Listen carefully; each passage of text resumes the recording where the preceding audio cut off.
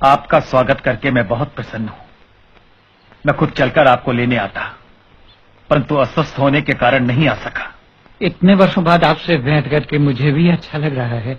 London में मिले थे, वो दशहरे का दिन था। हाँ, तब वहां इंडिया हाउस में भी आपके स्वागत का सुअवसर प्राप्त हुआ था। बहुत समय बीत गया। आपने रत्नागिरी में हरिजन उद्धार का जो काम किया वो बहुत प्रशंसनीय है।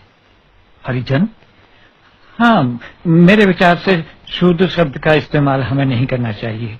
उसकी जगह हरिजन कहना ठीक है। हरिजन तो हम सभी हैं। आप जिन्हें हरिजन कह रहे हैं ये शोषित हैं, पीड़ित हैं। मेरे विचार में जिस जाति व्यवस्था, कास्ट सिस्टम ने उन्हें इस दशा में लाया है उसे समाप्त कर देना चाहिए। नहीं नहीं, ऐसा करने से तो उलझनें बढ़ेंगी। कास्ट सिस्टम में मेरा पूरा विश्वास है। वो हिंदू धर्म से अलग नहीं है। 4 वर्णों में विभाजित ये व्यवस्था हिंदू धर्म का आधार है। वो नेचुरल है और जरूरी भी। छुआछूत इसके कारण पैदा नहीं हुई। वो तो हिंदू धर्म के माथे का कलंक है, उसका अंग नहीं। अगर वो हिंदू धर्म का अंग नहीं तो कलंक कैसे बन गई? छुआछूत को समाप्त करने का एक ही रास्ता है, कास्ट सिस्टम को मिटा दिया जाए। कास्ट सिस्टम में महान शक्ति छिपी हुई है। इसके कारण हिंदू धर्म बिखरने से बच गया है। बच नहीं गया है महात्मा जी। कास्ट सिस्टम के कारण हमारा धर्म, हमारा समाज समाप्त होने के निकट पहुंच गया है। जिन्हें आप निम्न जाति का कहते हैं, उन लोगों को अपने महान धर्म से अलग होने से बचाना है, और जो अलग हो चुके हैं उन्हें वापस लाना है। मैं भी धर्म परिवर्तन के विरुद्ध हूं, परंतु सदियों पहले जो दूसरा धर्म अपना चुके हैं उन्हें वापस लाने की कोई जरूरत नहीं है। उन्हें वापस आना भी नहीं चाहिए। सोच समझकर, भले बुरे का विचार करके अगर कोई व्यक्ति हिंदुत्व को अपनाना चाहे तो उसे वापस अपने मूल धर्म में आने की स्वतंत्रता क्यों न दी जाए।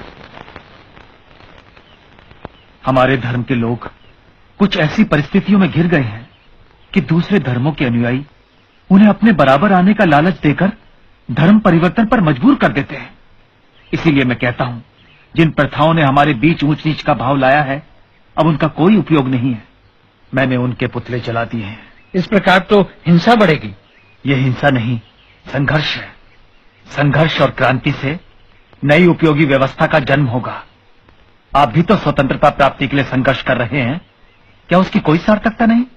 मेरा आग्रह इस बात पर है कि आजादी उचित और नैतिक साधनों से प्राप्त हो। लोग अहिंसा के मार्ग पर चलें। इतने विशाल देश को स्वाधीन कराना है। शत्रु भयंकर साधन संपन्न है, उसका सामना बिना हथियारों के कैसे संभव है?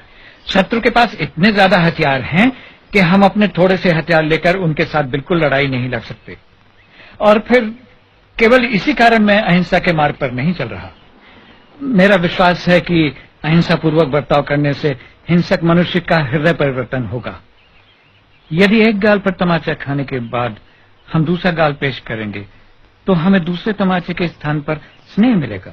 आपकी बात मनुष्यों के संबंध में सच हो सकती है, परंतु राक्षसों और पशुओं से ऐसी अपेक्षा नहीं की जा सकती।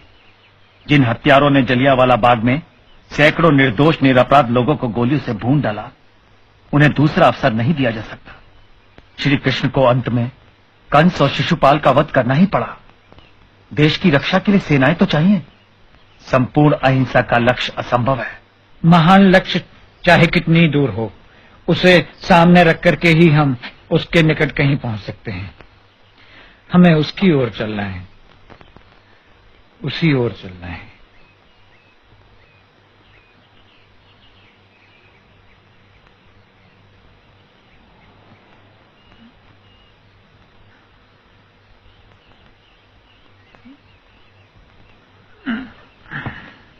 मुझे लगता है हम कई बातों में एक दूसरे से सहमत नहीं हैं, परंतु सावरकर, मुझे इतना अधिकार तो है कि अहिंसा का प्रयोग करूं। अपने निजी प्रयोग के तराजू में पूरे राष्ट्र को रखने से पहले राष्ट्र के हित और अहित की बात जरूर सोच लेनी चाहिए। मुझे आशा है हम फिर मिलेंगे और बातें करेंगे।